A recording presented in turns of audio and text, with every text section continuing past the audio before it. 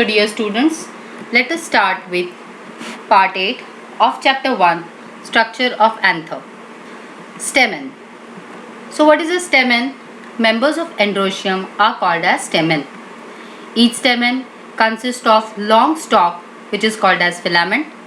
The upper broad knob-like structure is the anther and the filament is connected to anther by connective.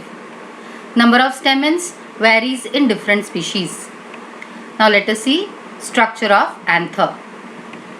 A normal bithecous or dithecous anther is made up of two anther lobe as you see in the diagram below, and it is connected, the two anther lobes are connected by sterile connective. The pattern of connective is of four types.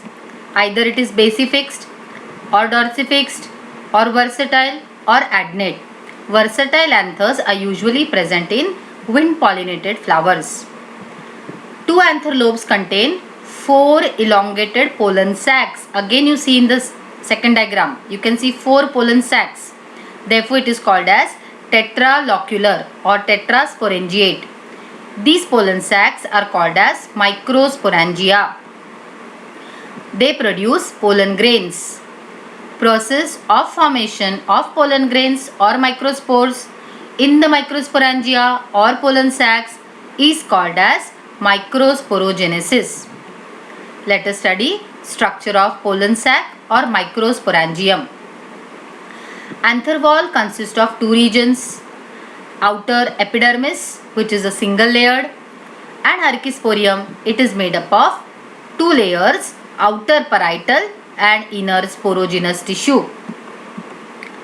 Now let us see detail about anther wall. Anther wall consists of epidermis and archisporium. Epidermis is outer, archisporium is inner. Archisporium is further divided into outer parietal tissue and inner sporogenous tissue. The parietal tissue is further classified or divided into three regions. Outermost single layer endothecium, the middle layer which are made up of 2 to 3 layered cells, they are called as middle layer, and the innermost single layer made up of large cells is tapetum. Whereas the sporogenous tissue consists of spore mother cell which are diploid in nature. They undergo meiosis and form microspores or haploid pollen grains. Let us see about epidermis. So epidermis, as you can see in the diagram, it is the outermost layer made up of single cell. The cells are flattened and greatly stretched. Their function is they protect the anther. Next layer is outer parietal layer which consists of three layers, out of which the first is endothecium. Endothecium is situated just beneath the epidermis. The cells are again arranged radially, elongated, single layered, having fibrous thickening of callose. Callose is a carbohydrate. This callose is hygroscopic in nature. Thus, it plays an important role in the dehiscence of anther. Dehiscence means breaking of the anther to release pollen grains. Cells located in the shallow groove between the two microsporangia, it remains thin-walled and it represents the line of dehiscence. The next layer is middle layer. It is made up of 2 or 3 layers of parenchymatous cells. The cells are flat and they are thin-walled. They degenerate at maturity so that the two pollen sacs they merge to form one chamber. Next layer, tapetum. The innermost layer, single layered.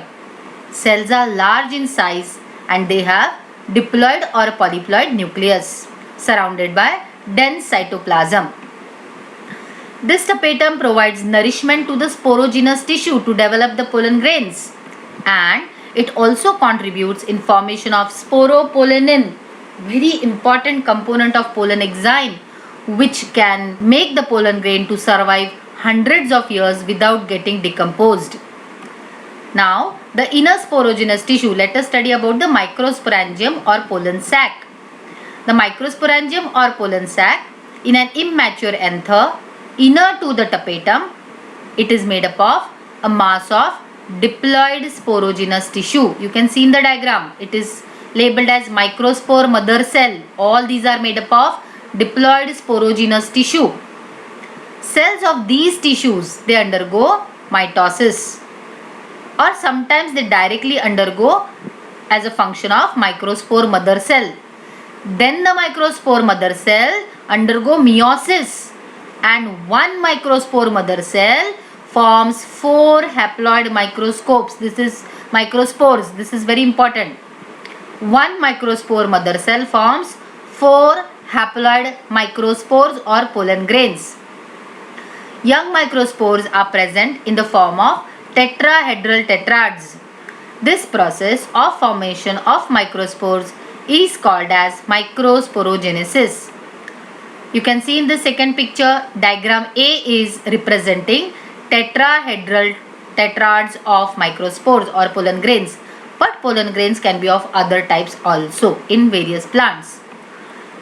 The TS of dehiscanther, the adhesion or opening takes place from the stomium region, that is the shallow groove which is present between the two pollen sacs, and after dehiscence it appears like this. So dear students, we will stop here. In next video we will discuss about structure of pollen grain and development of male gametophyte. Thank you.